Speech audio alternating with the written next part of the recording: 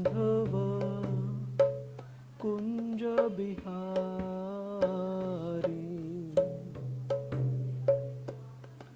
जय राधा माधव कुंज बिहारी गोपीजन वल्लभ गिरिवरधारी जय गोपीजन वल्लभ गिरिवरधारी यशोदानन्दन व्रज जनरञ्जन यशोदानन्दन व्रज जनरञ्जन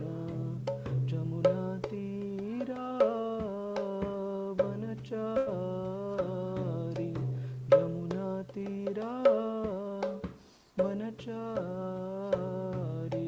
जय राधा माधव कुंज बिहारी जय राधा माधव कुंज बिहारी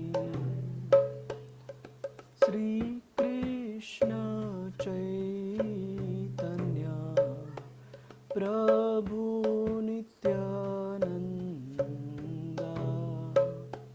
श्री अद्वैता गदाधर शिवसदि गौरभक्तवृंदा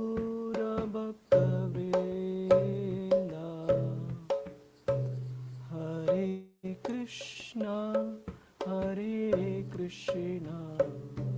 कृष्णा कृष्णा हरे हरे हरे राम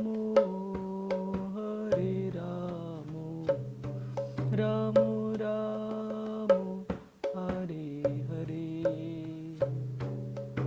हरे कृष्णा कृष्णा कृष्णा हरे हरे हरे राम राम राम हरे हरे हरे कृष्णा कृष्णा कृष्णा हरे हरे हरे राम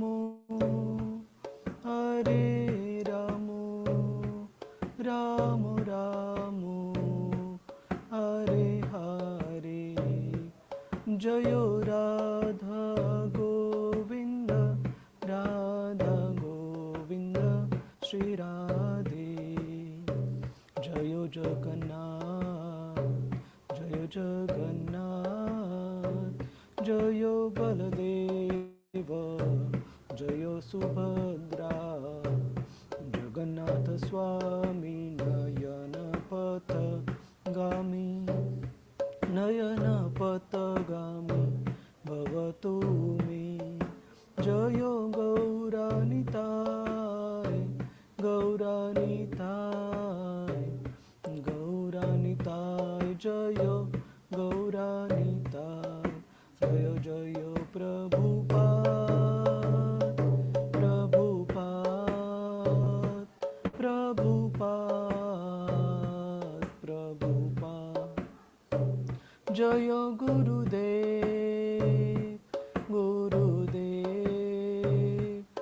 गुरुदेव जय गुरुदेव हरि नाम संकीर्तन की जय श्रील प्रभुपाद की जय गुरु महाराज जी की जय।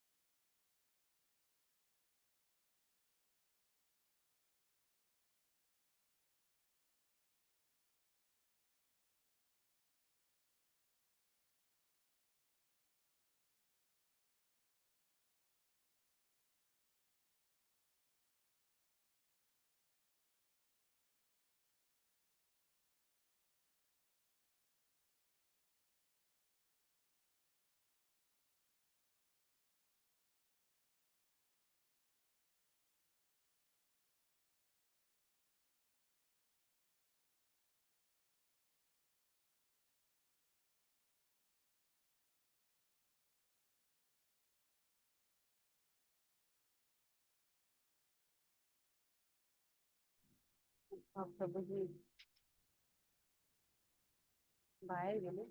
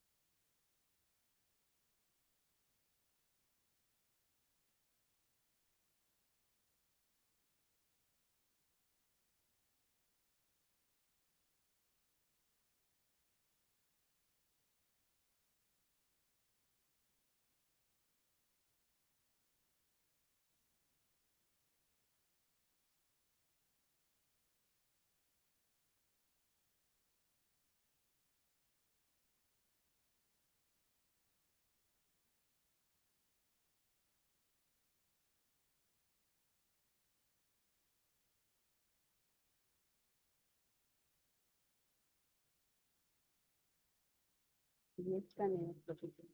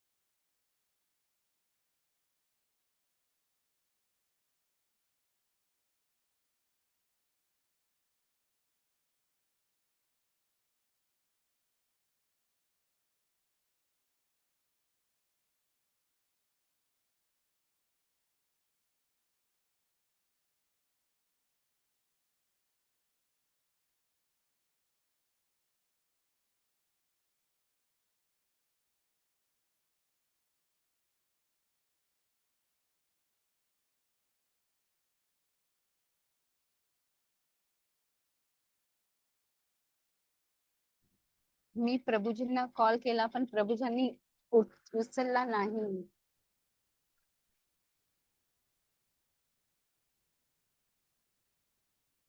असे प्रभूजी कधी करत नाही. हो, प्रभूजी लगेच अडचणीच आहे. इन्फॉर्म करतात काही अडचण असेल तर अडचण असेल तेच इंटरनेटची. काहीतरी नेटवर्क इश्यू झाला असेल. नेटवर्क नाही. प्रभूजींचा फोन आला. हॅलो, हरे कृष्ण.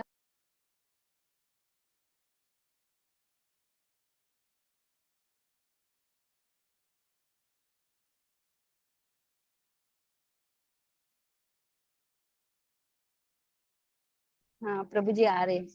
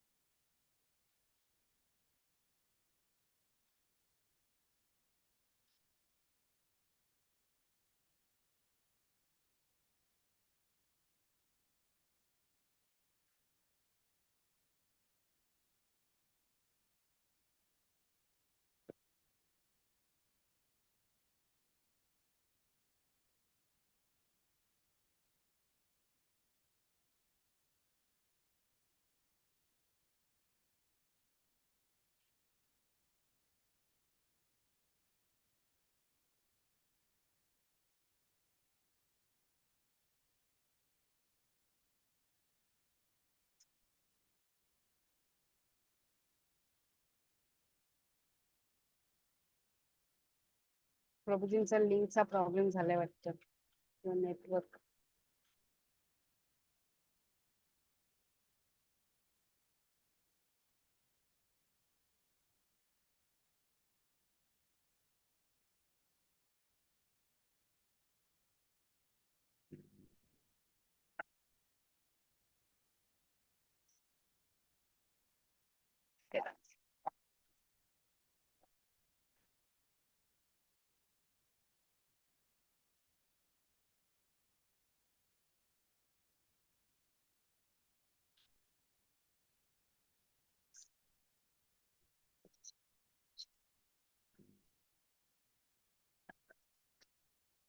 प्रभूजी डिस्कनेक्ट झाले ना. हरे कृष्ण माताजी. हो हो हो, प्रभूजी डिस्कनेक्ट झाले. हरे कृष्ण प्रभूजीच हरे माताजी. कृष्ण. आले सॉरी, आले हरे आले. कृष्ण प्रभूजी. सादर प्रणाम. हा. दंडवत माता. सॉरी, इथे ना वायफायला थोडं इश्यू झालेलं, तर आता मी मोबाईलच्या इंटरनेटनी कनेक्ट केलेलं आहे. तर आपण कंटिन्यू करूया. एक मिनिट हा माताजी, मला को होस्ट. हा. हां ठीक आहे, एक मिनिट. बनवलं मी तुम्हाला होस्ट. Okay okay. हरे कृष्ण. ठीक आहे, आवाज ऐकू येत आहे का? मी पाहिजे तर म्हणजे आवाज व्यवस्थित. येतोय प्रभू आवाज. हरे ठीक हो आहे हो. ठीक आहे. हरे कृष्ण. तर आपण अध्याय क्रमांक 3 मध्ये पाहिलं की कशा प्रकारे सूत गोस्वामींद्वारा शुकदेव गोस्वामींनी परीक्षित महाराजांच्या प्रश्नांची जी उत्तरं होती, 2 प्रश्नांची उत्तरं, की सर्व व्यक्तींसाठी जीवनाच्या परिपूर्णतेसाठी सर्वश्रेष्ठ मार्ग कोणता आहे, विशेषतः अशा व्यक्तीसाठी जो की मरणासन्न आहे, मृत्यूच्या जवळ आहे, हा एक प्रश्न होता. आणि दुसरा प्रश्न होता की प्रत्येक व्यक्तीने कोणत्या गोष्टीबद्दल ऐकायला पाहिजे, श्रवण करायला पाहिजे, कोणत्या गोष्टीबद्दल चर्चा करायला पाहिजे आणि कोणत्या गोष्टीचं स्मरण करायला पाहिजे, आणि कोणत्या गोष्टीचं श्रवण, कीर्तन आणि स्मरण हे नाही करायला पाहिजे. या प्रश्नांची उत्तरं दिल्यानंतर आपण पाहिलं की कशा प्रकारे शौनकादी ऋषीमुनी सूत गोस्वामींना विनंती करत आहेत की हरी कथा दर कह, हरी कथो दर कह, की अशा कथा पण आम्हाला सांगा ज्या की भगवंतांच्या लीलांमध्ये ज्याचा निष्कर्ष निघेल.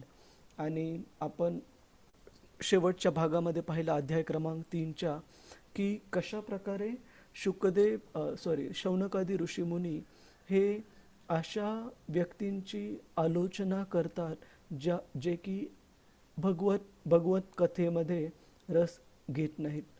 तर त्यांचं वेगवेगळे इंद्रिय हे कशा प्रकारे व्यर्थ सांगितलेले आहेत.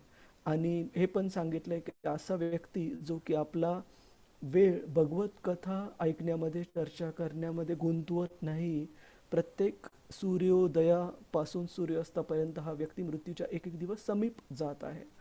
आणि यानंतर आपण आता अध्याय क्रमांक 4 मध्ये जाऊ, ज्याचं शीर्षक आहे सृजन प्रक्रिया. सृजन प्रक्रिया म्हणजे द प्रोसेस ऑफ क्रिएशन.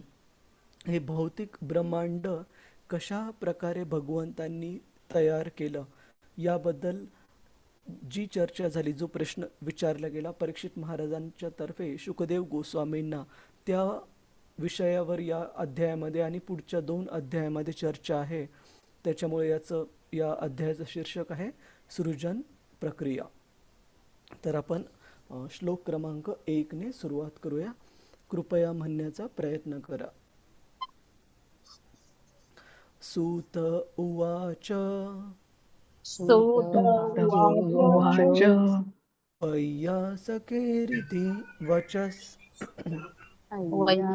व्यासकेरिति वच तत्त्वनिश्चयमात्मनः तत्तन्निश्चयमात्मनः उपधार्य मतिं कृष्णे उपाधार्य मतिं कृष्णे औत्तरेयः सतिं व्यधात्. औत्तरेयः सतिं व्यधात्. कुणाला वाचायचं आहे का? प्रभूजी म्हणते. अलका माताजी. हरे कृष्ण माताजी. येस हरे कृष्ण प्रभूजी. दंडवत प्रणाम. दंडवत माताजी. सूत गोस्वामी म्हणाले, शुकदेव गोस्वामींचे आत्मतत्व विषयक वचन ऐकल्यावर उत्तरापुत्र परीक्षित महाराजांनी निष्ठेने आपले मन भगवान श्रीकृष्णावर एकाग्र केले. तात्पर्य श्रील प्रभुपादजी द्वारा श्रील प्रभुपादजी की जय. या श्लोकातील सतीम हा शब्द अत्यंत महत्वपूर्ण आहे. सतीम म्हणजे अस्तित्व आणि शुद्ध, व हे दोन्ही अर्थ परीक्षित महाराजांच्या बाबतीत समर्पकच आहेत. भगवद्गीतेत 15.15 मध्ये सांगितल्याप्रमाणे कोणत्याही प्रकारे लक्ष विचलित होऊ न देता भगवान श्रीकृष्णांच्या चरण कमळावर मनुष्याचे लक्ष आकर्षित करणे हा संपूर्ण वेदाभ्यासाचा हेतू आहे. सुदैवाने परीक्षित महाराज मातेच्या गर्भात असताना अगदी जन्मापासूनच भगवंतांकडे आकृष्ट झाले होते. आपल्या मातेच्या गर्भात असताना अश्वत्थाम्याने सोडलेल्या ब्रह्मास्त्राचा त्यांच्यावर आघात झाला होता, परंतु भगवंतांच्याच कृपेमुळे या अतिदाहक अस्त्राने भस्मसात होण्यापासून ते वाचले होते. त्यानंतर त्यांनी अखंडपणे आपले मन भगवान श्रीकृष्णांवर एकाग्र केले व या एकाग्रतेनेच त्यांना भक्तीमध्ये शुद्ध बनवले. म्हणून अशा स्वाभाविक घटनांमुळेच ते विशुद्ध भगवत भक्त झाले. आणि पुढे मनुष्याने सकाम किंवा निष्काम अवस्थेतही भगवान श्रीकृष्णांव्यतिरिक्त इतर कोणाचीही उपासना करू नये, हे वचन शुकदेव गोस्वामींकडून ऐकल्यानंतर परीक्षित महाराजांचे भगवान श्रीकृष्णांवरील स्वाभाविक प्रेम अधिक दृढ व वृद्धिंगत झाले. या विषयावर आपण पूर्वीच चर्चा केली आहे. भगवान श्रीकृष्णांचा विशुद्ध भक्त होण्यासाठी 2 गोष्टी अत्यावश्यक आहेत: भक्ताच्या कुटुंबात जन्म मिळण्याची संधी आणि प्रमाणित आध्यात्मिक गुरुची कृपा. कृष्ण कृपेने परीक्षित महाराजांना या दोन्ही संधी लाभल्या होत्या. पांडवांसारख्या भक्तांच्या कुटुंबात त्यांचा जन्म झाला होता आणि पांडवांचा वंश पुढे चालवण्यासाठी व पांडवांवर विशेष कृपा दर्शवण्यासाठी भगवंतांनी परीक्षित महाराजांचे विशेष करून रक्षण केले. त्यानंतर भगवंतांच्या योजनेनुसार त्यांना एका ब्राह्मण पुत्राकडून शाप मिळाला व त्यामुळे शुकदेव गोस्वामींसारख्या आध्यात्मिक गुरूंचा संघही त्यांना लाभला. चैतन्य चरितामृतात म्हटले आहे की केवळ गुरु व भगवान श्रीकृष्णांच्या कृपेमुळेच एखादा भाग्यवान मनुष्य भक्ती मार्गाला लागतो. परीक्षित महाराजांच्या बाबतीत हे पूर्णपणे प्रत्ययास येते. भक्तांच्या कुटुंबात जन्म घेतल्याने साहजिकच ते भगवान श्रीकृष्णांच्या संपर्कात आले व त्यांनी सतत भगवत स्मरण केले. परिणामी भगवान श्रीकृष्णाने आत्मसाक्षात्काराचे पूर्ण ज्ञान असलेल्या शुकदेव गोस्वामींसारख्या दृढ भक्ताशी भेट घडवून परीक्षित महाराजांना भक्ती मार्गात अधिक प्रगती करण्याची संधी दिली. अधिकृत आध्यात्मिक गुरूंकडून श्रवण केल्याने ते साहजिकच आपले शुद्ध मन भगवान श्रीकृष्णांवर पूर्णपणे एकाग्र करू शकले. श्रील प्रभुपादजी की जय. हरे कृष्ण प्रभुजी, दंडवत प्रणाम. हरे कृष्णा. धन्यवाद माताजी. तर इथे हा शब्द वापरलेला आहे वैया सकेर इति वचस तत्व निश्चयम आत्मनः उपधार्य मतिम कृष्णे अवतारेयः सतीम व्यधात. सती हा शब्द, तर या शब्दावर आपण अगोदर चर्चा केलेली आपल्या सर्वांना लक्षात आहे का प्रभूजीच माताजीच, की आपण चर्चा केली या शब्दावर सती, की सतीचा अर्थ काय? आपली भगवंतांबद्दलची जी श्रद्धा आणि भक्ती आहे ती एकनिष्ठ असली पाहिजे. एकनिष्ठतेचा अर्थ काय? की एक भक्त त्याच्या सर्व गोष्टींसाठी भगवंतांवर समर्पित राहतो, अवलंबून राहतो. आणि असं नाही की चांगली तब्येत पाहिजे तर ह्या देवतेकडे प्रार्थना करा, चांगली बुद्धी पाहिजे तर त्या देवतेकडे प्रार्थना करा, किंवा एखादे भौतिक लाभ प्राप्त करायचा आहे तर ह्या देवाचा नवस करा. तर ही जी श्रद्धा आहे त्याला आपण सती म्हणू शकत नाही. का? कारण याच्यामध्ये भौतिक लाभ प्राप्त करण्यासाठी जर आपण कर्मकांड मार्गाचा किंवा देवतांचा आधार घेत असू तर ठीक आहे, भगवंतांच्या भक्तीमध्ये जे पण काही आपण कार्य करू त्याचं फळ मिळेल, परंतु एकनिष्ठ भक्तीचं फळ नाही प्राप्त होणार. आपल्याला पूर्ण शुद्धीकरण होण्यासाठी वेळ लागेल आणि भगवत धामात जाण्यासाठी तयार होण्यासाठी पण वेळ लागेल. परंतु परीक्षित महाराजांचं असं नव्हतं. परीक्षित महाराज हे भगवंतांच्या कृपेने अशा कुटुंबामध्ये त्यांचा जन्म झाला, जिथे त्या कुटुंबातील प्रत्येक सदस्य, त्यांची आई, आजी, आजोबा, वडील तर त्यांचे कुरुक्षेत्राच्या युद्धातच मारले गेले होते ते आईच्या पोटात असताना. तर कुटुंबातील प्रत्येक सदस्य हा भगवंतांचा शुद्ध भक्त होता. आणि श्रील प्रभुपादजी सांगतात की अशा वैष्णव कुटुंबामध्ये जन्म प्राप्त होणं हे पण किती भाग्याचं प्रेरक आहे, भाग्याचं लक्षण आहे. भगवद्गीतेच्या 6व्या अध्यायामध्ये भगवंत सांगतात की असे व्यक्ती जे की आपल्या आध्यात्मिक जीवनामध्ये परिपूर्णता प्राप्त न करता ज्यांचा मृत्यू होतो, विशेषतः 2 प्रकारच्या कुटुंबापैकी एका प्रकारच्या कुटुंबामध्ये त्यांचा जन्म होतो. जर त्यांची भक्ती मार्गातील प्रगती ही खूप अधिक प्रमाणामध्ये झाली असेल आणि थोडंसं परिपूर्णता प्राप्त होण्यामध्ये थोडीशी काही कमी असेल, तर अशा व्यक्तीला जन्म प्राप्त होतो महान भक्तांच्या कुटुंबामध्ये. आणि असा योगी जो की आपल्या उपासनेमध्ये सुरुवातीच्याच अवस्थेला आहे अजून, काही काही भक्त सांगतात की 50% कमी, म्हणजे सुरुवातीच्या स्थितीला आहे, किंवा ज्याला भौतिक लाभ प्राप्त करण्याची अजूनही इच्छा आहे, अशा व्यक्तीला पुढचा जन्म प्राप्त होतो एका श्रीमंत घराण्यामध्ये, जिथे की त्याला अन्न, वस्त्र, निवारा इत्यादी मूलभूत गरजांकडे लक्ष देण्याची गरज नाही आणि तो भक्ती मार्गामध्ये पुढे प्रगती करू शकतो. पण एक धोका आहे दुसऱ्या केसमध्ये, जर एखाद्या व्यक्तीला एखाद्या श्रीमंत घरामध्ये जन्म प्राप्त झाला असेल, तर प्रलोभनं, भौतिक प्रलोभनही निश्चित इथे असतील. आणि त्या प्रलोभनांच्या आहारी जाऊन जर व्यक्ती भौतिक लाभामध्ये जर गुंतत गेला, तर भगवंतांची भक्ती दूरवर राहू शकते. त्याच्यामुळे असं सांगितलं आहे की आपली जी भक्ती आहे, ज्यावेळेस आपण भक्ती मार्गामध्ये मार्गक्रमण करत आहोत, तर आपली पण भक्ती भगवंतांच्या प्रती सती असणं, एकनिष्ठ असणं हे खूप खूप महत्त्वाचं आहे. जर आपल्याला ह्याची देही, ह्याची डोळी जर भगवत धामात जायचं आहे मृत्यूनंतर, तर एकनिष्ठ भगवंतांच्या भक्तीमध्ये असणं खूप आवश्यक आहे. याचा अर्थ असा नाही की आपण बाकी देवी देवतांचा अनादर करू किंवा अपमान करू, असं अजिबात नाही. त्यांचा आदर करू शकतो भगवंतांच्या सेवकाच्या रूपामध्ये. पण आपल्या सर्व गरजांसाठी, आपल्या सर्व गरजांसाठी भगवंतांकडूनच आपण एकनिष्ठ राहणं आवश्यक आहे. आणि या संबंधी आपण श्लोक पण पाहतो, जो की श्रील प्रभुपादजी तात्पर्यामध्ये याचा रेफरन्स देत आहेत की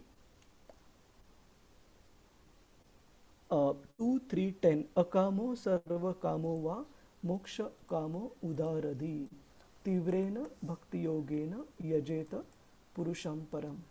तर या श्लोकामध्ये शुकदेव गोस्वामी सांगतात की एखादा व्यक्ती सर्व भौतिक इच्छांपासून मुक्त असेल किंवा सर्व कामोवा, सर्व भौतिक इच्छांनी युक्त पूर्ण भरलेला असेल किंवा मोक्षाची जरी इच्छा करणारा असेल, तर अशा सर्व प्रकारच्या व्यक्तींसाठी सर्वश्रेष्ठ मार्ग आहे तीव्रेन भक्तियोगेन यजेत पुरुषं परम.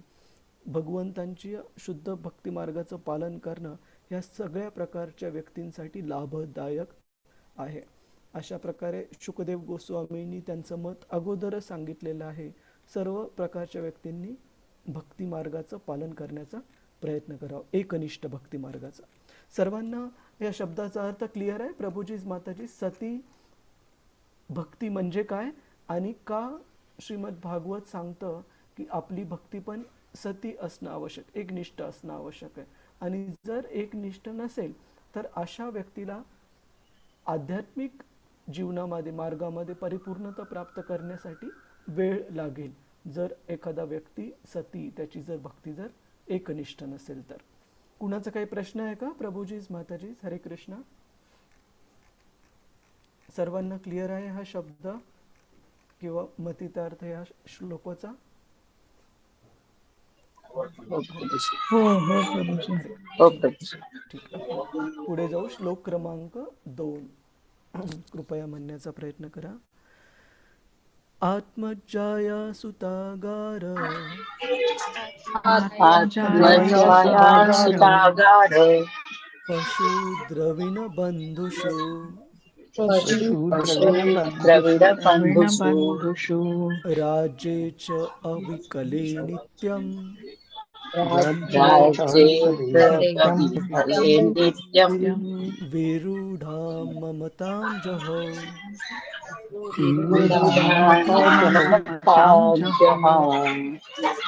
तर या श्लोकामध्ये सांगितलेलं आहे कशा प्रकारे महाराज परीक्षित जे की सर्व ऐश्वर्याने संपन्न होते, अशा महाराज परीक्षितांनी कशा प्रकारे आपले जे सर्व पत्नी, मुलं, राजवाडे, ऐश्वर्य, हत्ती, घोडे, प्राणी इत्यादी सर्व ऐश्वर्यांचा कशा प्रकारे ते त्याग करू शकले आपल्या मृत्यू परीक्षेची तयारी करण्यासाठी. तर क्षितिजा माताजी, हरे कृष्ण. हरे कृष्ण. सादर प्रणाम प्रभुजी. दंडवत. श्रीला प्रभुपाद की जय. भगवान श्रीकृष्णावरील अंतःकरण पूर्वक आकर्षणामुळे परीक्षित महाराज आपले शरीर, पत्नी, पुत्र, राजवाडा, हत्ती व घोड्यांसारखे प्राणी, द्रव्य भांडार, मित्र व नातेवाईक आणि एक छत्री नियंत्रण असलेल्या साम्राज्यावरील खोलवर रुजलेल्या ममत्वाचा त्याग करू शकले. तात्पर्य, मुक्ती म्हणजे देहात्मबुद्धीतून अर्थात स्वतःच्या देहावरील आणि देहाशी संबंधित असलेल्या गोष्टींवरील, उदाहरणार्थ पत्नी, मुले, बाळे व अन्य वस्तूंवरील मोहमयी आसक्तीतून सुटणे होय. शारीरिक सुखासाठी मनुष्य पत्नी निवडतो व परिणामी मुले होतात. पत्नी व मुलांसाठी त्याला निवारा हवा असतो, त्यामुळे घराची सुद्धा आवश्यकता आहे. हत्ती, घोडे, गाय, कुत्री हे सर्व पाळीव प्राणी आहेत व गृहस्थाला हे सर्व प्राणी घराच्या आवश्यक गरजा म्हणून ठेवावे लागतात.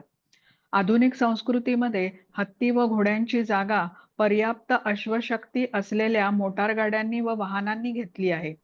घरगुती कामकाज सांभाळण्यासाठी मनुष्याला ठेव वाढवून धनाविषयी जागरूक असावे लागते आणि मालमत्तेचे प्रदर्शन करण्यासाठी मित्र व नातेवाईकांबरोबर चांगले संबंध ठेवावे लागतात. तसेच हा सारा डामडौल चालू ठेवण्यासाठी अत्यंत सावध व जागरूक राहावे लागते. यालाच भौतिक आसक्तीची भौतिक संस्कृती असे म्हणतात. श्रीकृष्णांची भक्ती म्हणजे वर सांगितलेल्या सर्व भौतिक आसक्तींचा निषेध होय.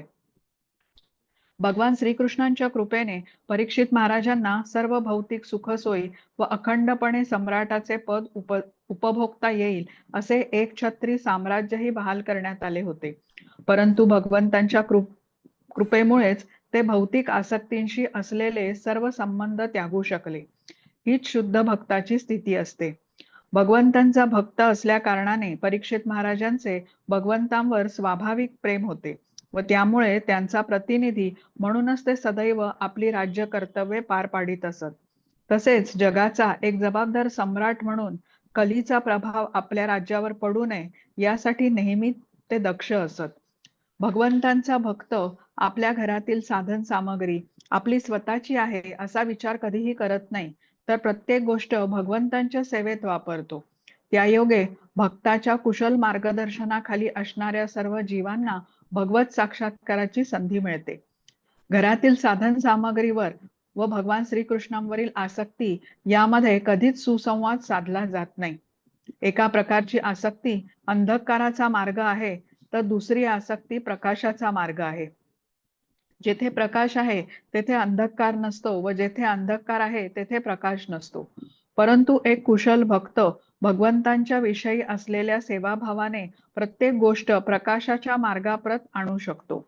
या संदर्भातील उत्तम उदाहरण म्हणजे पांडव होत. युधिष्ठिर महाराज व त्यांच्यासारखे गृहस्थ तथाकथित भौतिक संपत्ती भगवत सेवेमध्ये लावून प्रत्येक वस्तू प्रकाशाच्या मार्गाकडे वळवू शकतात. परंतु जो प्रशिक्षित नाही किंवा प्रत्येक वस्तू भगवत सेवेमध्ये नियुक्त करण्यास समर्थ नाही, निर्बंध हा कृष्ण संबंधे, त्याने भगवत महिमा श्रवण व कीर्तन करण्यास पात्र होण्यापूर्वी सर्व प्रकारचे भौतिक संबंध त्यागणे आवश्यक आहे. दुसऱ्या शब्दात शुकदेव गोस्वामींसारख्या योग्य व्यक्तीकडून परीक्षित महाराजांप्रमाणे केवळ एक दिवसही भागवताचे प्रामाणिकपणे श्रवण केले तर भौतिक गोष्टींवरील सर्व आसक्ती नाहीशी होते. परंतु परीक्षित महाराजांचे अनुकरण करून एखाद्या व्यावसायिक व्यक्तीकडून भागवताचे अगदी 700 वर्षेही श्रवण करण्यात काहीच लाभ नाही. कुटुंबाच्या उदरनिर्वाहाचे साधन म्हणून भागवताचा उपयोग करणे हा भगवंतांच्या चरणाशी केलेला फार मोठा नामापराध आहे. सर्व शुभक्रिया साम्यम अपि प्रमादा. हरे कृष्ण. श्रीला प्रभुपाद की जय. हरे कृष्ण. धन्यवाद माधव. तर इथं सांगितलेलं आहे की कशा प्रकारे एका भौतिकवादी व्यक्तीसाठी ह्या ज्या सर्व आसक्ती आहेत, स्वतःच्या पत्नी, मुलं, घरदार, संपत्ती, मित्र, समाज इत्यादींची, ही कशी भौतिक स्तरावरील आसक्ती ही आपल्या आध्यात्मिक प्रगतीतील बाधा बनू शकते, जोपर्यंत आपण ह्या सर्व गोष्टींना किंवा आपल्या नातेसंबंधांना, आपल्या कुटुंबाला भगवंतांच्या भक्तीमध्ये जोडत नाहीत. तर या संबंधी एक खूप शिकण्यासारखी गोष्ट आपल्याला पाहायला मिळते शास्त्रामध्ये, की एक विद्यार्थी असतो जो की आपल्या गुरुच्या आश्रमामध्ये राहत असतो. तर एकदा त्या विद्यार्थ्याचे गुरु काही कामानिमित्त कोणत्या दुसऱ्या गावी त्यांना जाणं होतं त्यांचं. आणि हा जो विद्यार्थी असतो, शिष्य असतो, तो दुसऱ्या दिवशी सकाळी उठून तयार होताना एक गोष्ट पाहतो की त्यांनी त्याचे कपडे जे आधीच्या दिवशी धुवून वाळू घातलेले असतात, त्या कपड्यांपैकी त्याची जी धोती असते, तर त्या धोतीचा उंदीराने काही प्रमाणामध्ये कुरतडलेली असते. तर त्याला ती गोष्ट बिलकुल पटत नाही त्या शिष्याला, आणि तो ठरवतो की याच्यावर काहीतरी उपाय करणं आवश्यक आहे. मग तो विचार करतो की काय उपाय करायचा. तर उंदीर कदाचित आश्रमामध्ये आहेत, मग त्यांचा बंदोबस्त करण्यासाठी तो विद्यार्थी एक मांजर ठेवण्याचं ठरवतो. मग मांजर ठेवल्यानंतर निश्चित ती उंदरांची संख्या नियंत्रित करते, कमी करते. परंतु त्या मांजरीला सांभाळण्यासाठी, पाळण्यासाठी दूध आवश्यक आहे. मग त्याची व्यवस्था कशी करायची, म्हणून तो शिष्य गाईला पण ठेवतो, जेणेकरून गाईचं दूध प्राप्त व्हावं त्या मांजरीसाठी आणि मांजरीचा उपयोग व्हावा उंदरांची संख्या नियंत्रित ठेवण्यासाठी. मग गाय जर ठेवली तिचं दूध प्राप्त करण्यासाठी, तर तिला सांभाळण्यासाठी पण कोणीतरी व्यक्ती पूर्णपणे त्याच्यामध्ये गुंतलेली असणं आवश्यक आहे. मग त्या गाईला सांभाळण्यासाठी शेवटी पत्नी आणायचं ठरवतो. मग पत्नी आणायचं म्हणजे लग्न करणं आवश्यक आहे. आणि काही दिवसानंतर ज्या वेळेस ते गुरु येतात आश्रमामध्ये, तर त्यांना दिसतं की अरे, आपण जाताना तर हा इतका छान शिष्य ब्रह्मचारी व्रताचं पालन करत होता, पण आता आल्यानंतर तर इथे पूर्ण संसार थाटलेला दिसत आहे आणि मांजर, गाय, पत्नी सर्व काही दिसत आहे. ते विचारतात की हे काय झालं. तर तो सांगतो की गुरु महाराज, एक धोती उंदराने कुरतडल्यामुळे मला असं वाटलं की त्यांचा बंदोबस्त करण्यासाठी मी मांजर ठेवली, आणि त्या मांजरीचं काळजी घेण्यासाठी गाईचं दूध पाहिजे म्हणून गाय ठेवली. मग ती गाय सांभाळण्यासाठी, पत्नी आणण्यासाठी मी गृहस्थ आश्रमात प्रवेश केला. तर सांगण्याचा हेतू हा की भौतिक जे कार्यकलाप आहेत, गृहस्थी, कुटुंब, केवळ तेवढ्या वेळेस थांबत नाही, तर पैसे, अडका, मालमत्ता इत्यादी अशा ह्याच्यामध्ये भौतिक गोष्टी ह्या वाढतच जातात, वृद्धिंगत होत जातात.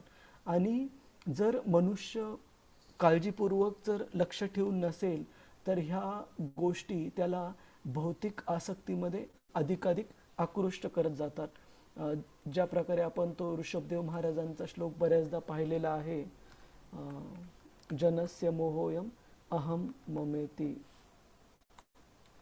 558. तर याच्यामध्ये ऋषभदेव आपल्या मुलांना सांगतात, उपदेश करतात, पुंस स्त्रिया मिथुनी भावम एतम तयोर मिथो हृदय ग्रंथी आहुः अतो ग्रह क्षेत्र सूत आप्त वित्तैर जनस्य मोहोयम अहम ममेती. की ऋषभदेव आपल्या मुलांना समजावून सांगतात की कशा प्रकारे ज्यावेळेस स्त्री आणि पुरुष हे एकत्र येतात लग्न बंधनामध्ये, कुटुंब व्यवस्थेमध्ये, तर या आसक्तीमुळे कसं बाकीच्या पण हृदय ग्रंथीम आहुः, आपल्या बाकीच्या भौतिक जीवनातल्या गरजा आणि आसक्ती पण वाढत जातात. कशा प्रकारे, अतो ग्रह क्षेत्र सूत आप्त वित्तयर. आधी व्यक्ती कुटुंबाला सांभाळण्यासाठी घर घेण्याचं ठरवतो. त्यानंतर क्षेत्र म्हणजे जमीन, जुमला, प्रॉपर्टी ह्या गोष्टी वाढवत राहतो. त्याच्यानंतर सूत म्हणजे मुलं बाळं, आप्त म्हणजे नातेवाईक, मित्र, संबंधी, वित्तैर म्हणजे पैसा अडका. अशा प्रकारे व्यक्ती काय होतो, जनस्य मोहोयम अहम ममेती. हे माझं, ते माझं, ही मुलं बाळ माझे, पैसा अडका, घर, प्रॉपर्टी माझी, अशा प्रकारच्या भौतिक आसक्तीमध्ये आणि मोहामध्ये अडकत जातो. आपल्यापैकी आपल्या प्रत्येकाला हे पटत आहे का प्रभूजीज माताजीज, की सामान्य भौतिकवादी मनुष्याची ही स्थिती नाही आहे का, की हो प्रभूजी. भौतिक गोष्टी ह्या कधी लिमिटेड राहत नाहीत, त्या वाढत जातात. आणि अशा भौतिक गोष्टी वाढत गेल्याने काय होते, भौतिक आसक्ती पण वाढत जाते. आणि शेवटी प्रॉब्लेम कुठे होतो, की असा व्यक्ती भौतिक आसक्तीमध्ये ज्यावेळेस मृत्यूच्या समीप जातो त्यावेळेस त्याच्या मनामध्ये काय विचार असण्याची शक्यता खूप जास्त आहे, त्याच्या भौतिक प्राप्तींबद्दल, आसक्तींबद्दल असं सांगितलं जातं. आणि मी हे स्वतः डोळ्यांनी पण पाहिलेलं आहे, की जर आपण आपल्या जीवन काळामध्ये भगवंतांचे शुद्ध भक्तीचं पालन व्यवस्थित केलं नाही, पाहिजे तेवढी विरक्ती, पाहिजे तेवढं वैराग्य जर आपण प्राप्त करू शकलो नाही, तर मृत्यूच्या वेळी निश्चित अशा गोष्टींचं स्मरण होण्याचा खूप जास्त शक्यता आहे ज्या गोष्टींबद्दल आपण सर्वात जास्त आसक्त आहोत. आणि भौतिक आसक्तीमध्ये जर पूर्ण जीवन घातलं तर आपल्याला काय वाटतं, मृत्यूच्या वेळेला भगवंतांचा विचार असाच येईल का? अवघड आहे. जर आपण आत्ता जर त्याचा अभ्यास केला तर शक्य, नाही तर अवघड आहे. मग तुम्ही म्हणाल की याचा हेतू असा का प्रभूजीज माताजीज, की आध्यात्मिक ग्रंथ श्रीमद भागवत हे गृहस्थ जीवनाला विरोध करणार आहे? अजिबात नाही आहे, असा अर्थ नाही आहे. कारण तसं जर असतं तर इतके सर्व महान भक्त, जसं की पांडवांचं उदाहरण आपल्याला पाहायला मिळत आहे, परीक्षित महाराजांचं, युधिष्ठिर महाराजांचं उदाहरण पाहायला मिळत आहे, आणि बाकी पण किती सारे गृहस्थ जीवनातील भक्तांचं उदाहरण पाहायला मिळतं आपल्याला.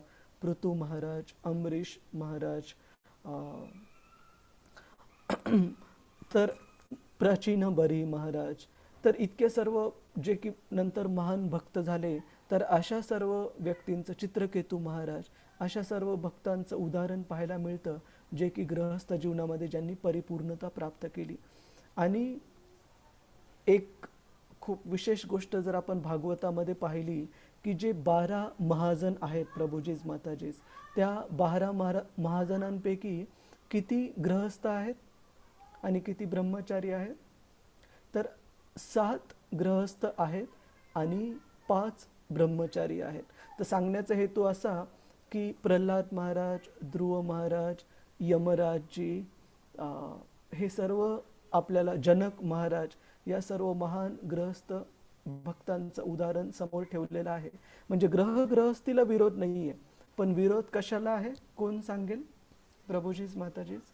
कोणत्या गोष्टीला काळजी? भौतिक आसक्तीसाठी. हा, भौतिक आसक्तीपासून काळजी घ्यायला सांगितलेलं आहे. नाहीतर काय होईल, जनस्य मोहोयम अहम ममेती, याच भौतिक आसक्तीमध्ये आपण गुरफटून राहू. तर याबद्दल एक खूप सुंदर वैष्णव गीत आपल्याला पाहायला मिळतं. श्रील भक्ती विनोद ठाकूर यांनी लिहिलेलं खूप सुंदर गीत आपल्याला पाहायला मिळतं. तर आपण एकदा, हां, तर या वैष्णव गीतामध्ये श्रील भक्ती विनोद ठाकूर लिहितात, मानस देहो गेहो जो किछु मोर, अरपिलू तुआ पदे नंद किशोर. तर ते म्हणतात की हे नंद किशोर, हे भगवंत कृष्ण, माझं मन, माझा देह, माझं घर, जे काही सर्व माझं आहे, माझी मुलं, पत्नी, संपत्ती, जे काही सर्व काही आहे आपल्या कृपेने प्राप्त झालेलं, ते मी आपल्या सेवेमध्ये जोडत आहे, हे नंद किशोर. संपदे विपदे जीवने मरणे, दाय मम गेला तुवा ओ पद बरणे. आणि ते वैष्णवगीत पुढे जातं की कशा प्रकारे कोणत्याही परिस्थितीमध्ये चांगल्या किंवा वाईट भगवंतांना आपण भगवंतांच्याच चरणांचा निश्चितपणे आसरा घेतला पाहिजे, आश्रय घेतला पाहिजे.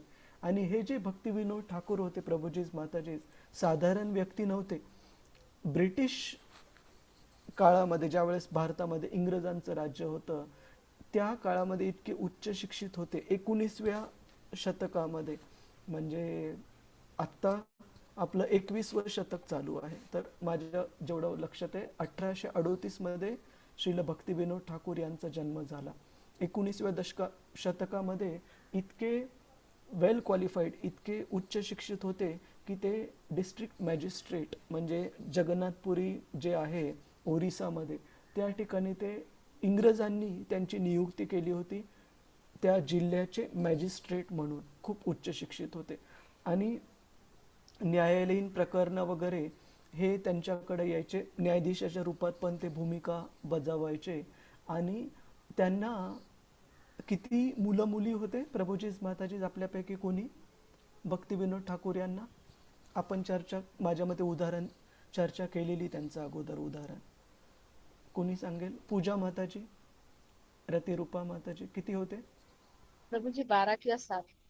12 किंवा 7, त्या दोन्हीच्या मधले होते 10. तर दहा. हा, हरी बाबा. 7 मुलं आणि 3 मुली असा मोठा परिवार होता श्रील भक्तिविनोद ठाकूर यांचा. आणि त्या 7ही मुलं वेगवेगळे महान संन्यासी झाले. त्यांच्यापैकी एक म्हणजे श्रील भक्तिसिद्धांत सरस्वती ठाकूर, ज्यांचं श्रील प्रभुपादांचे गुरु महाराज, ज्यांचं की लहानपणी नाव होतं बिमल प्रसाद. तर सांगण्याचा हेतू हा की इतकी मोठी जिम्मेदारी असून, म्हणजे इंग्रजांच्या काळामध्ये आत्ता पण आपल्याला पाहायला मिळतं, गोद्रुम द्वीप नावाचं एक द्वीप आहे मायापूरच्या जवळ, ज्या ठिकाणी भक्तिविनोद ठाकूर यांचं त्या ठिकाणी पण एक घर आहे. जगन्नाथपुरीमध्ये पण जो ग्रँड रोड आहे जिथे रथयात्रा जाते, जिथून जगन्नाथजींची गुंडीच्या मंदिराकडे, त्या ठिकाणी पण श्रील भक्तिविनोद ठाकूर यांचं घर आहे. तर वेगवेगळ्या ठिकाणी त्यांचे घर आहेत. आणि त्यावरून आपल्याला कळतं की इंग्रज पण त्यांची जी डिस्ट्रिक्ट मॅजिस्ट्रेट लेवलला जी गव्हर्नमेंट सर्व्हिस होती किती व्हॅल्यू करायचे. की गोद्रुम द्वीप मधलं त्यांचं जे घर आहे माझ्या मते कृष्णनगरमध्ये, त्या ठिकाणी इंग्रजांनी रेल्वे पटरी स्थापित ठेवलेली भक्तिविनोद ठाकूर यांना सोयीस्कर जावं त्यांच्या याला जाण्यासाठी, कामाच्या ठिकाणी जाण्यासाठी. तर इतकं शासनाच्या जिम्मेदाऱ्या वगैरे, त्यानंतर गृहस्थी एवढी मोठी, 10 मुलं. तर ते लिहितात दुसऱ्या ठिकाणी की ज्यावेळेस ते त्यांच्या कामावरून परत आल्यानंतर घरी पाहायचे की मुलं आणि पत्नी वगैरे इतक्या छान प्रकारे भगवंतांच्या सेवेमध्ये जोडलेले आहेत, इतके छान प्रकारे कीर्तन करण्यामध्ये आणि भगवंतांच्या वेगवेगळ्या सेवेमध्ये जोडलेले आहेत. त्यावेळेस ते लिहितात की मला असं वाटत नाही की मी माझ्या घरी आलोय, मला प्रत्यक्षात साक्षात वैकुंठात आल्यासारखं वाटतं ज्यावेळेस मी माझ्या कुटुंबाला भगवत सेवेमध्ये भगवंतांचं कीर्तन करण्यामध्ये बघतो. तर सांगण्याचा हेतू हा की गृहस्थ जीवन याला विरोध नाहीये सनातन धर्मामध्ये, परंतु हे महत्त्वाचं सांगितलंय की त्या गृहस्थ जीवनाचा उपयोग आपल्याला आणि आपल्या पूर्ण कुटुंबाला भगवंतांच्या सेवेमध्ये जोडण्यासाठी वापरला पाहिजे, ना की आपल्या भौतिक आसक्ती वाढवण्यासाठी. तर सर्वांना क्लिअर आहे का हा मुद्दा प्रभुजीज माताजी, की कुणाचा अजूनही गैरसमज हो आहे? प्रभूजी. हो हो ना? नाही, हरे समजलं. कृष्ण, हरे कृष्ण. आणि आत्ताचं जे आंतरराष्ट्रीय कृष्ण भावनामृत संघ आहे त्या संस्थेमध्ये आपण पाहू शकतो की जवळपास 97-98% जास्त सदस्य आंतरराष्ट्रीय कृष्ण भावनामृत संघामध्ये हे गृहस्थ आहेत. हो ना? तर असं नाहीये की गृहस्थांसाठी भक्ती मार्गाचं पालन करणं अवघड आहे, अजिबात नाही. आपण भागवतामध्ये पण खूप सारे उदाहरणं पाहतो, आत्ताच्या काळामध्ये पण खूप सारे आदर्श गृहस्थांचे उदाहरणं पाहतो. परंतु शास्त्र सांगतं की आपण काळजी घेणं आवश्यक आहे. जर काळजी नाही घेतली, भौतिक आसक्तीमध्ये जर गुरफटल्या गेलो तर पुन्हा या भौतिक जीवनामध्ये जन्म प्राप्त करणं हे क्रमप्राप्त आहे. ठीक आहे. कुणाचा काही प्रश्न आहे का प्रभूजीच माताजीच या मुद्द्यावर, किंवा कुणाला काही ऑफेन्सिव्ह म्हणजे राग आला का, चुकीचं वाटत आहे का, की शास्त्र असं का बरं सांगत आहे की गृहस्थांनी विशेष काळजी घेतली पाहिजे. परीक्षित महाराजांचं उदाहरण का देत आहे, कारण शास्त्र आपल्याला पिटफॉल्स म्हणजे अडथळे कुठे आहेत, खड्डे कुठे आहेत हे सांगण्याचा प्रयत्न करत आहे, जेणेकरून आपण काळजी घ्यावी भक्ती मार्गावर. ठीक आहे प्रभूजीच माताजी, हरे कृष्ण. हो प्रभूजी.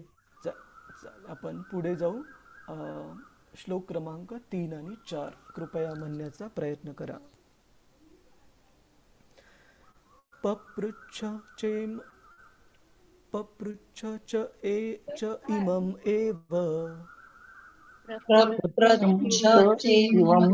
अर्थ प्रपृच्छ च इमम् एवार्थम्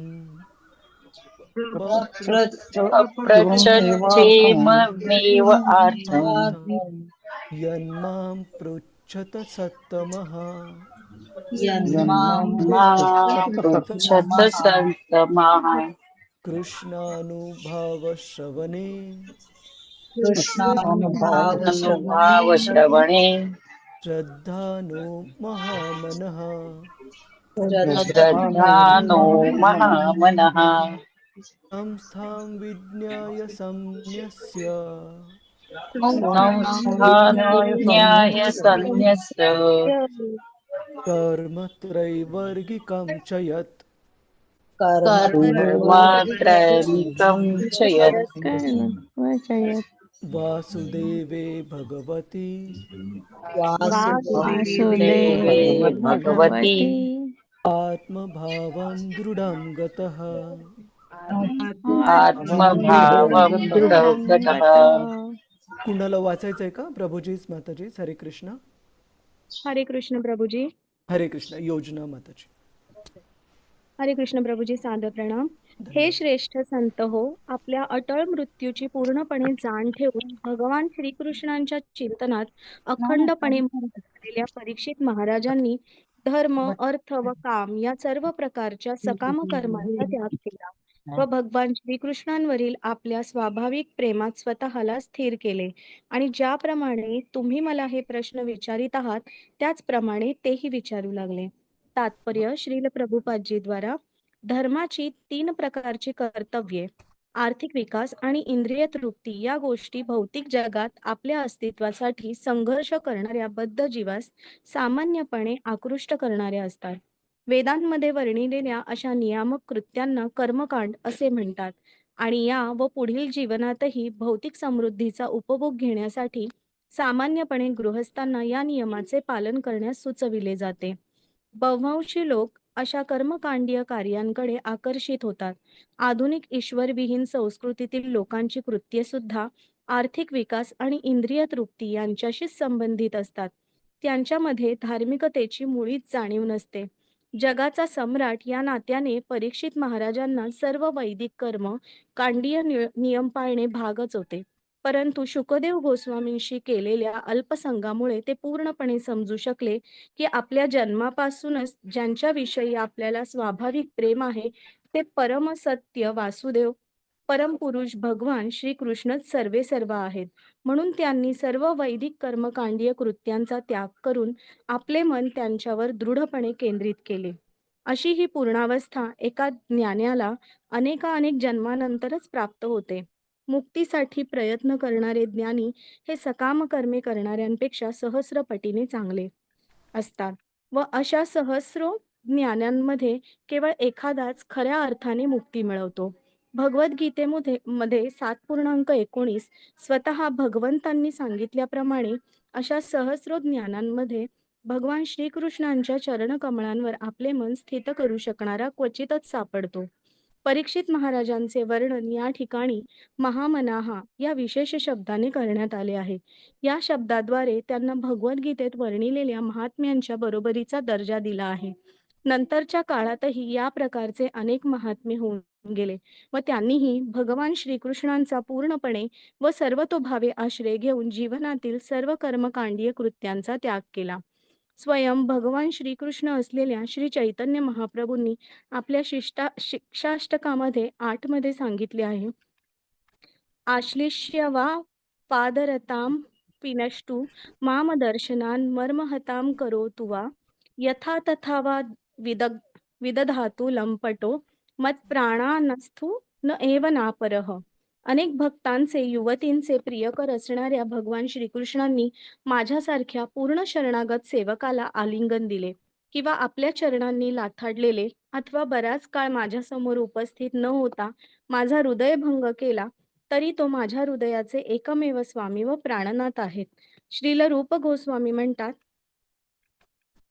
प्रभूजी हा तुम्ही वाचाल तुम्ही श्लोक? नाही, हे डायरेक्ट ट्रान्सलेशन वाचा. म्हणजे हे हा. दीनबंधू.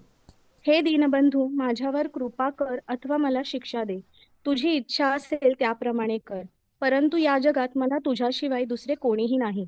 चातक पक्षी मेघांची सतत प्रार्थना करीत असतो. मग मेघ जलवर्षाव करो की वज्र फेको.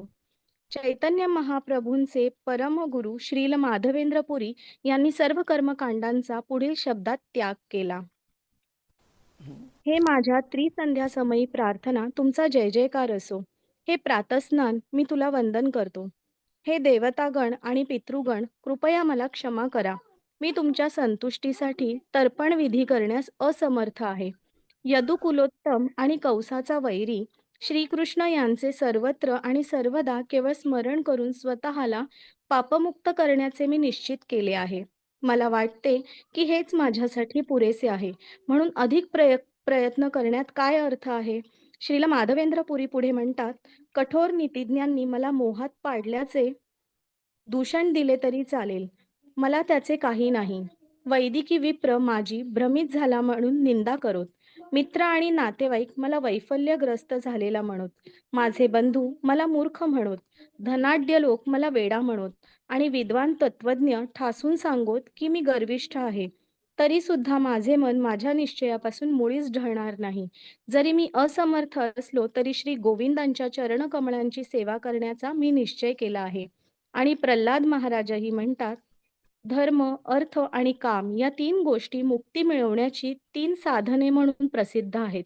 यांपैकी इक्षात्रयी, विशेषतः आत्म्याचे ज्ञान, सकाम कर्मांचे ज्ञान आणि तर्कशास्त्र, राजकारण तसेच अर्थकारण ही उपजीविकेची विविध साधने आहेत. हे सर्व वैदिक शिक्षणाचे विविध विषय आहेत आणि म्हणून मी त्यांना तात्पुरती कार्ये मानतो.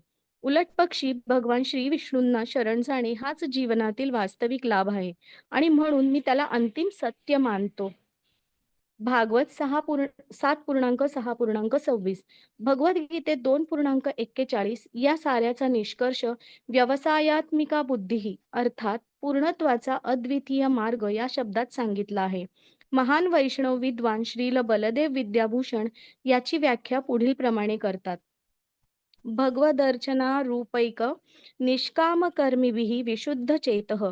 सकाम कर्मांपासून मुक्त होऊन भगवंतांच्या दिव्य प्रेममयी सेवेची जीवनातील आद्य कर्तव्य म्हणून स्वीकार करणे.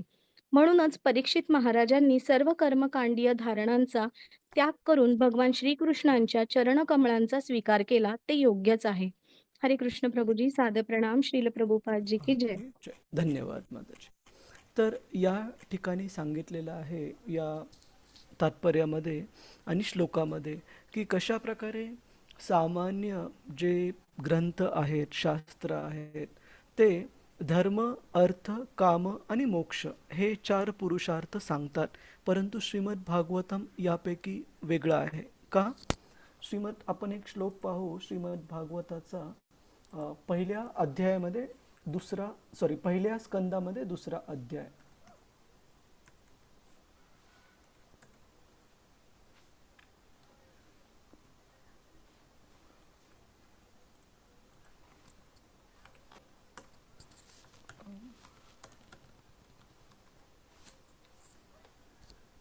हा 10वा श्लोक.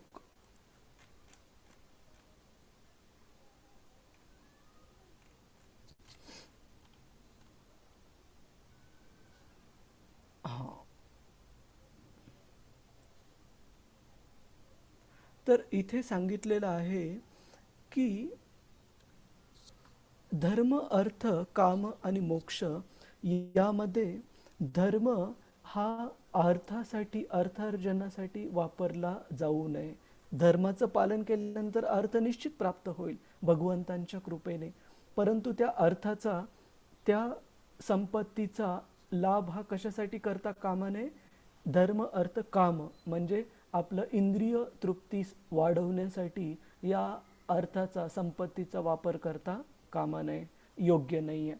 आणि धर्माचा उपयोग किंवा धर्माचं कारण, धर्माचं पालन करण्याचं कारण हे अर्थप्राप्ती किंवा भौतिक संपत्ती वाढवणे हे असू नये.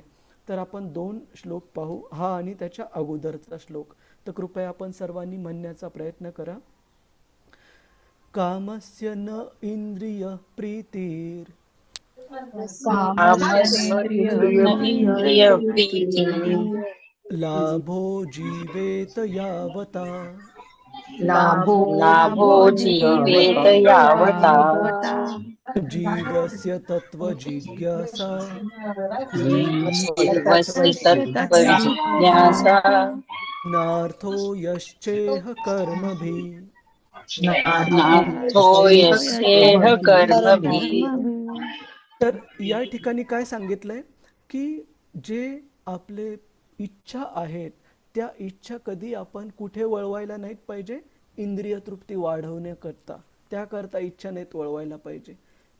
आपण एक हेल्दी म्हणजे एक व्यवस्थित जीवन जगू शकतो आणि शरीर आणि आत्मा एकत्र राहण्यासाठी ज्या काही मूलभूत गरजा आहेत त्या आपण पुरवू शकतो.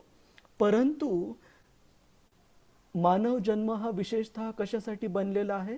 भागवत सांगतं की मानव जन्म हा विशेषतः भगवंतांबद्दल जाणून घेण्यासाठी, भगवंतांचा आपल्याशी जो संबंध आहे शाश्वत संबंध, तो जाणून घेण्यासाठी मानव धर्म हा बनलेला आहे.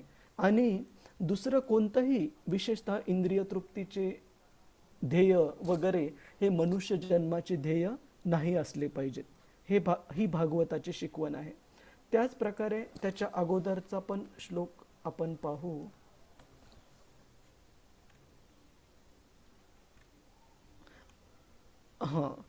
धर्म हि अपवर्ग्यस्य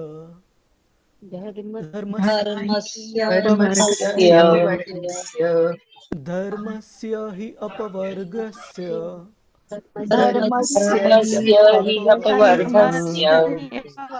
नार्थो अर्थायो कल्पते नार्थो अर्था कल्पते नार्थस्य धर्मैकान्तस्य नार्थस्य धर्मैकान्तस्य कामो लाभाय हि स्मृतः. कामो लाभाय स्मृतः. तर इथे काय सांगितलंय की वर्णाश्रम व्यवस्थेमध्ये जे पण आपल्याला काही जिम्मेदाऱ्या दिलेल्या आहेत, जसं की पुरुषाची जिम्मेदारी कुटुंबाचा प्रमुख म्हणून, किंवा कुटुंबातील मुलांचे वडील त्यांची काळजी घेणारे म्हणून, किंवा पत्नीचा काळजी घेणारा नवरा म्हणून, किंवा आईवडिलांचा काळजी घेणारा मुलगा म्हणून, तसंच प्रकारे बाकीच्यांची पण पत्नीची जिम्मेदारी, मुलांची जिम्मेदारी. तर ह्या सर्व वर्णाश्रम धर्मामध्ये ज्या काही जिम्मेदाऱ्या प्राप्त झाल्यात त्या भागवत सांगतं एका ध्येयासाठी प्राप्त झाल्यात आपल्याला. कशासाठी? इंद्रिय तृप्तीसाठी नव्हे, तर त्या प्राप्त झाल्यात या मनुष्य जन्माचं सार्थक करण्यासाठी, भगवत भक्ती प्राप्त करण्यासाठी. आणि ह्या ज्या वर्णाश्रम धर्माप्रमाणे प्राप्त होणाऱ्या जिम्मेदाऱ्या त्या आपल्याला कशासाठी नाहीत वापरायच्या? भौतिक संपत्ती वाढवण्यासाठी. म्हणजे धर्म, अर्थ, काम आणि मोक्ष. भागवत सांगतं की धर्म हे अर्थासाठी नाही करायला पाहिजे. कशासाठी करायला पाहिजे?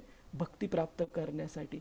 आणि धर्म केल्यानंतर निश्चित अर्थ प्राप्त होईल, भौतिक ऐश्वर्य पण प्राप्त होईल, परंतु त्या भौतिक ऐश्वर्याचा उपयोग आपण काम म्हणजे इंद्रिय तृप्तीसाठी न करता त्या भक्तीमध्ये प्रगती करण्यासाठी, भक्ती मार्गाचं चांगल्या प्रकारे पालन करण्यासाठी अर्थाचा उपयोग केला पाहिजे. आणि one who is engaged in ultimate occupational service. इथे सांगितलंय की वर्णाश्रम धर्माचं पालन करताना व्यक्तीने जे काही अर्थप्राप्ती होईल, जे काही लाभ प्राप्त होईल, त्याचा उपयोग इंद्रिय तृप्तीसाठी न करता आध्यात्मिक जीवनामध्ये प्रगतीसाठी केला पाहिजे. जसं की आपण बऱ्याचदा पूजा माताजींकडून किंवा रतिरूपा माताजींकडून मेसेज पाहत असाल ग्रुपवर की कधी आपल्या मंदिराच्या समूहाची कुठे यात्रा जाते किंवा मंदिराचे वेगवेगळे प्रकल्प इनिशिएटिव्ह सुरू आहेत. जसं भगवद्गीता कॉलेजचं बांधकाम कन्स्ट्रक्शन सुरू आहे किंवा गोशाला मंदिराने स्थापन केली आहे. तर निश्चित ह्या सर्व गोष्टींसाठी आपल्याला पण जर भाग घ्यायचा असेल तर काही प्रमाणामध्ये अर्थ म्हणजे पैसा लागतो. तर शास्त्र सांगतं की खऱ्या प्रकारे जो भौतिक लाभ प्राप्त होतो आपल्या वर्णाश्रम जिम्मेदाऱ्यांचं पालन करून, त्या भौतिक लाभाचा उपयोग केला पाहिजे आध्यात्मिक प्रगतीसाठी. आध्यात्मिक ज्या जिम्मेदाऱ्या आहेत आध्यात्मिक जीवनातील त्या पूर्ण करण्यासाठी, ना की आपण त्या वापरायला पाहिजे, ते भौतिक लाभ वापरायला पाहिजे आपल्या इंद्रिय तृप्ती वाढवण्यासाठी. कळालंय सगळ्यांना प्रभूजीज माताजीज हा मुद्दा ह्या 2 श्लोकांवरून 1.2.9 आणि 10 9 आणि 10 श्लोक. हो प्रभूजी. तर धर्माचा उपयोग अर्थासाठी नाही करायचा, अर्थाचा उपयोग कामासाठी नाही करायचा. धर्माचा उपयोग करायचा भगवत भक्तीसाठी, अर्थाचा उपयोग करायचा भगवत भक्तीमध्ये प्रगती करण्यासाठी आणि ना की इंद्रिय उपभोग वाढवण्यासाठी. खूप महत्त्वाचं आहे. आणि दुसरं जे तुम्हाला मी मुद्दा सांगितला की धर्माच्या तत्वाप्रमाणे जर आपण कार्य करत गेलो तर शास्त्र सांगतं की केवळ आध्यात्मिक प्रगती होणार नाही तर भौतिक प्रगती पण क्रमप्राप्त आहे. असं नाही की भगवंतांचे जे महान भक्त होते, पांडव असो, प्रल्हाद महाराज असो, ध्रुव महाराज, पृथू महाराज आणि बाकीचे सर्व भक्त, अमरीश महाराज इत्यादी, यांना काही कधी जीवनामध्ये कमी पडलं. भगवंतांच्या कृपेने निश्चित सगळं काही पुरेसं जेवढं लागतं त्याच्यापेक्षाही जास्त प्रमाणात प्राप्त होतं. परंतु त्या प्राप्तींचा उपयोग आपल्याला इंद्रिय भोग वाढवण्यासाठी न करता भगवत भक्तीमध्ये प्रगती करण्यासाठी करणं आवश्यक आहे. आणि विशेषतः परीक्षित महाराजांबद्दल सांगितलं आहे की कशा प्रकारे परीक्षित महाराजांनी ह्या सर्व त्यांचे जे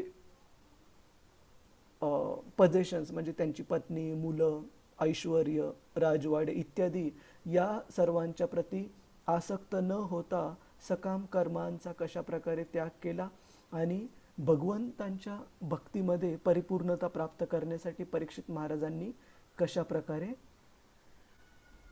प्रयत्न केले. तर हे सूत गोस्वामी सांगत आहेत शौनकादी ऋषीमुनींना आणि म्हणत आहेत की ज्या प्रकारे तुम्ही मला हे सर्व प्रश्न विचारत आहात तशाच प्रकारचे प्रश्न परीक्षित महाराजांनी शुकदेव गोस्वामींना विचारले. कुणाचा काही प्रश्न आहे का? आणि नंतरच्या तात्पर्याच्या भागामध्ये श्रील प्रभुपादजी विशेषतः सांगत आहेत माधवेंद्र पुरींचं उदाहरण की ह्या प्रार्थना ही नाही खालची संध्या वंदनम खूप फेमस आहे, प्रचलित आहे. याच्यामध्ये ते काय सांगण्याचा प्रयत्न करत आहेत की हे माझे पूर्वज, हे देवी देवता आणि बाकीचे जे वेदांमध्ये सांगितलेले जे विधी आहेत, कृपया तुम्ही मला माफ करा. कशामुळे माफी मागत आहेत की मी तुम्हाला वेगळी अशी उपासना तुमची करू शकत नाहीये. का करू शकत नाहीये?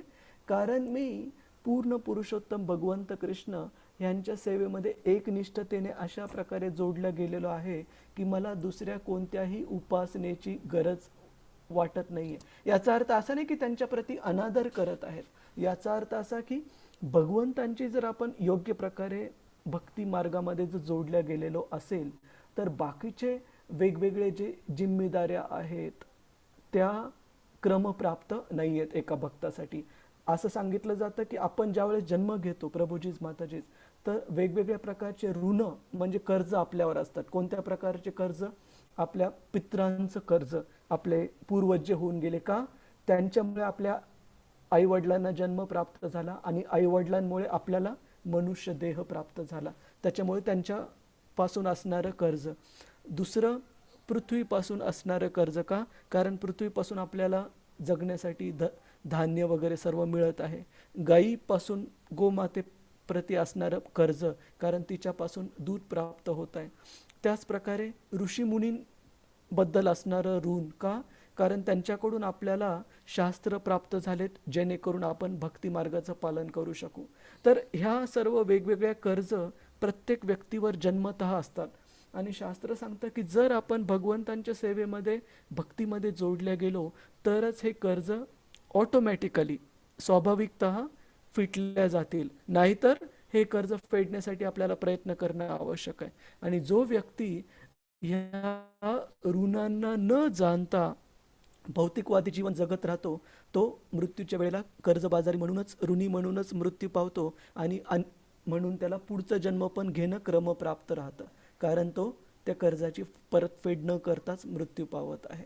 त्याच्यामुळे जर आपल्याला हे सर्व ऋण असेच स्वाभाविकता फेडायचे असतील, भगवत भक्तीमध्ये जोडल्यानंतर एका शुद्ध भक्ताचे हे सर्व ऋण स्वाभाविकतः मोकळे होतात, मुक्त होतात.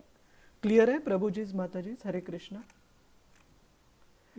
येस आणि प्रभूजी. इथे माधवेंद्रपुरी सांगत आहेत की कृपया नीतिज्ञ मला मोहात पडलेला म्हणतील, वैदिक जे हे आहेत तज्ज्ञ आहेत ते मला वेडा म्हणतील किंवा भ्रमित झाला आहे असं म्हणतील. आणि मित्र नातेवाईक म्हणतील की हा वैफल्यग्रस्त म्हणजे डिप्रेस्ड झालेला आहे, काही पण करत आहे. किंवा माझे बंधू भाऊबंधू मला मूर्ख म्हणतील.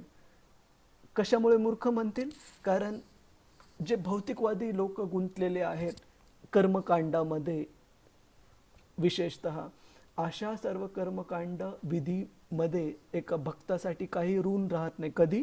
जर आपण भगवत भक्तीमध्ये व्यवस्थित जोडल्या गेलो तर. आणि ते म्हणतात की माझं मन हे भगवंतांच्या चरणकमळांच्या सेवेमध्ये अशा प्रकारे जोडल्या गेलेलं आहे तर बाकीच्या कोणत्याही ऋणांबद्दल किंवा विधींबद्दल त्याच्या म्हणजे मनामध्ये आकर्षण निर्माण होत नाहीये. कुणाचा काही प्रश्न आहे का प्रभूजीज, माताजीज? हरे कृष्ण. ह्या प्रार्थना खूप श्रेष्ठ स्तरावरील भक्ताच्या आहेत. याच्यामुळे आपण असं तुम्ही काळजी करू नका की आपल्याला पण काही बाकीच्या जिम्मेदाऱ्या सोडायला सांगत आहेत. जिम्मेदाऱ्या नाही सोडायच्या, परंतु भगवंतांच्या प्रती जी भक्ती आहे त्यामध्ये एकनिष्ठता असणं शास्त्र खूप महत्त्वाचं मानतं, भागवत खूप महत्त्वाचं सांगत आहे, जेणेकरून आपली भक्ती मार्गातील प्रगती लवकर व्हावी. ह्याच जन्मामध्ये भगवत धामात जाण्यासाठी व्यक्ती तयार व्हावं हळूहळू. क्लिअर आहे प्रभूजीज, माताजीज? हरे कृष्ण. हो प्रभूजी. हो प्रभूजी, हरे कृष्ण. कुणाला काही प्रश्न आहे का किंवा काही सांगायचं आहे का? कोणता मुद्दा? थोडासा उशीर झाला आज कन्क्लूड करण्यासाठी. हरे कृष्ण. हरे कृष्ण प्रभुजी, दंडवत प्रणाम. हरे कृष्ण. धन्यवाद माताजी. यस माताजी. प्रभुजी, तुम्ही या यात्रा करता, पण आम्ही कसं येणार त्या यात्रेला? आम्ही तर इकडे महाराष्ट्रामध्ये राहतो ना. हा, असू द्या माताजी. इथून महाराष्ट्रातून जाणारे पण खूप सारे भक्त आहेत. जसं की मागच्या वेळेला पण आपण याच्यातून पाहतो पुण्यामधून पण काही भक्त होते, मुंबईमधून भक्त आहेत. तर तुम्ही सेपरेटली एकदा यांना पण कॉन्टॅक्ट करू शकता, पूजा माताजींना, रतिरूपा माताजींना, आणि त्या मार्गदर्शन करतील की त्या त्या भागातील भक्त पण सोबत राहतील. किंवा तुम्ही कुटुंबातील सदस्यांना पण कधी घेऊन येऊ शकता. जसं तुम्ही पतींना विचारू शकता आपल्या की ते जर येण्यासाठी तयार असतील तर त्यांना पण सोबत आणू शकता. सांगण्याचा हेतू हा की हे सर्व गरजा आहेत आध्यात्मिक जीवनातल्या, ज्याच्यासाठी पण पैसा वगैरे लागतो. तर खरा पैशाचा विनिमय हा आध्यात्मिक प्रगतीसाठी करणं आवश्यक आहे ना. तर कधी कधी लोक काय करतात की ठीक आहे, गाडी माझी जुनी का असे ना 10 वर्षापूर्वीची, पण चालू आहे ना व्यवस्थित, अननेसेसरी बदलण्याची आणि खूप सारा पैसा नवीन गाडीमध्ये घालण्याची गरज नाही. का?